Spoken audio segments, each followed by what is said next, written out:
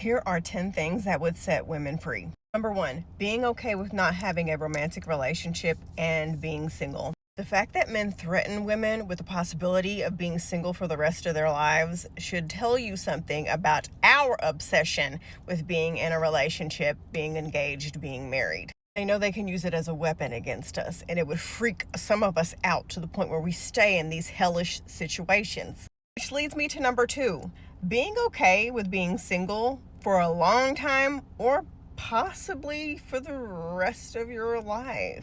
You will not settle. You're not just going to put up with anything, and you are willing to wait until you get the right thing, even if that means you may die without a man in your life. Oh my God, worst thing ever.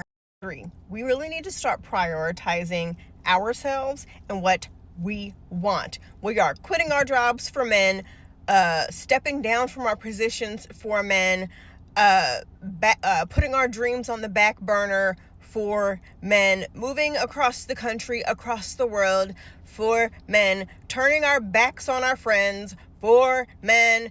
Meanwhile, they don't do none of that shit for us. Their lives continue as per usual. We need to stop getting in these relationships that require us to put ourselves on the back burner and to sacrifice things that are important to us. We need to get rid of this fear of, well, if I don't do A, then he's going to leave me. Let him leave you. That's not your person. Number 4, dumping men at the first red flag. Listen, it's not strict over here. I understand there might be a time when you're a little bit hangry and you get a little bit snippy. My whole thing is it consistent? Is it quite literally flat out disrespect? He says he's going to do something and he doesn't. Yeah, I don't have time for that. He makes you feel like an option and you're always questioning his feelings for you. Yeah, we don't have time for that. If marriage is important to you and you agree to do it at a certain time, all of a sudden he's moving the goalposts. Yeah, we don't have time for that. You find him thinking that you're his little personal assistant who's just supposed to manage his life for him? Absolutely fucking not. He prioritizes his friends over you? Nope. He allows his family to disrespect you? Get the fuck out of here. I'll spend more time arguing than you actually do happy? Yeah, hard pass on that. Put his hands on you. He's calling you out your name. He gives you the silent treatment if you call him out on something. He is trying to take money from you or force you to be in the house all day. He's forcing you to isolate yourself from all your friends and people who love you. He is controlling your phone and always wanting to know who you're talking to. He's always so paranoid. He's trying to control how you dress. Y'all get the point. We're not staying to try to solve his childhood trauma.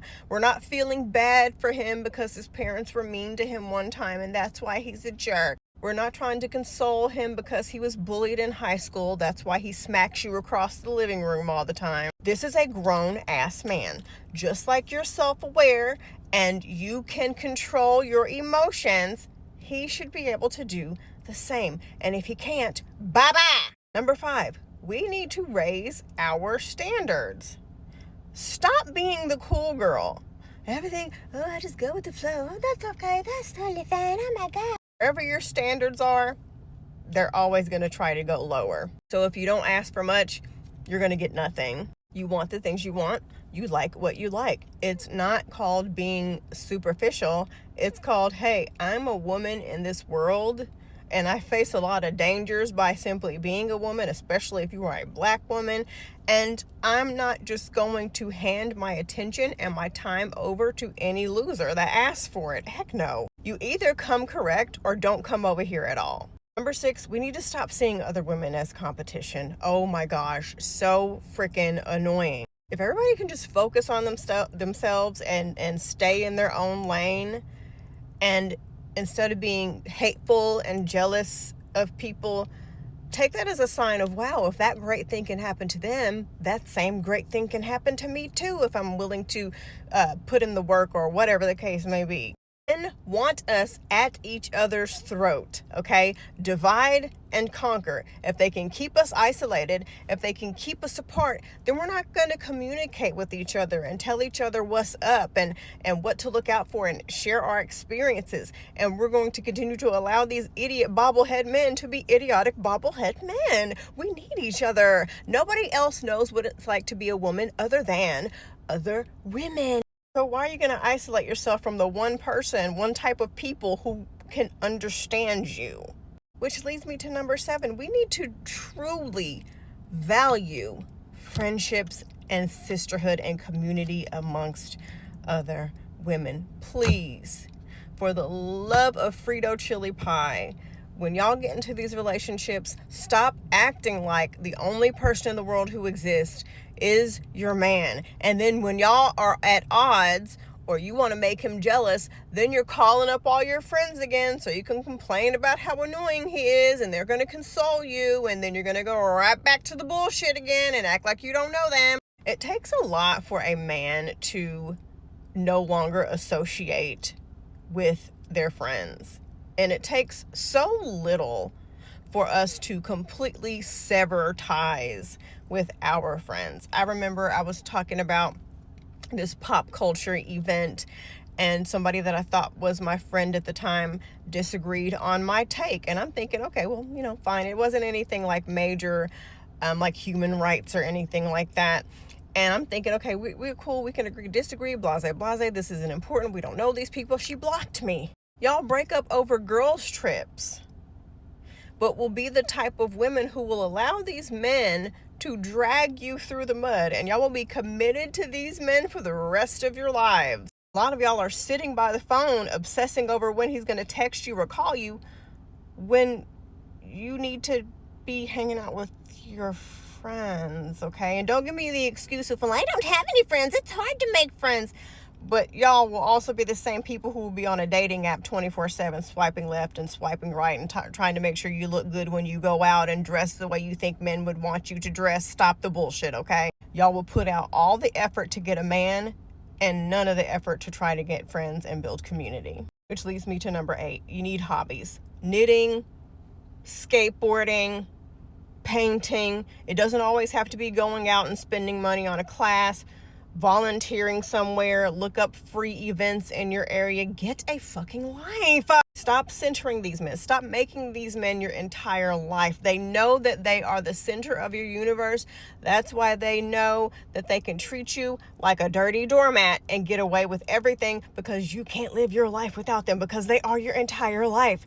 Get a life of your own, separate from a man. Have something that you look forward to outside of your time with him. And that also helps you better yourself as a person, build your confidence, and put you in a position to build community. Number 9, I wish we would realize that the nuclear family with the mom, the dad, the sister, the brother, the dog, and the cat, and the white picket fence, that is not the only type of family. There are many different types of families. You can make it whatever you want, but there's this pressure to have this perfect household. That's why you have women staying in relationships they're not happy in, because they want to keep up the appearance of being the perfect family, and they're miserable. Families can be 2 moms, 2 dads, a bunch of women living in the same house helping raise each other's children. It can be 2 besties getting a house together and raising their families. It doesn't always have to be it's a man or it's nothing. Number 10, we need to set boundaries with family members. Everybody's coming to you to solve their problems. Let them F around and find out. You are not the one. Your phone is on do not disturb. If you don't have the mental or emotional energy to help somebody, you're not doing it. And you're not handing out money like you're an ATM. Let people figure out their own shit. Number 11, we need to actually heed the warnings of the people who love us, okay? On the outside looking in, they're seeing that your man is disrespectful and you don't want to hear it because you think they're wrong and you don't really know him, and then you cut them off. That's how you get isolated. That's how you stop getting the message that that guy is a loser. That's how he gets control over you, because there's no one else that's going to hold him accountable. And number 12, and lastly, let me know if you want a part 2. Stop centering the way you dress, the way you talk, the way you walk, the places you go, where you choose to live around a man, when you're going to meet one, how to meet one. Just live your fucking life. The right person will fit in your life. You won't have to change up shit for them. They will love you for who you are and how you dress and what you look like and how you act.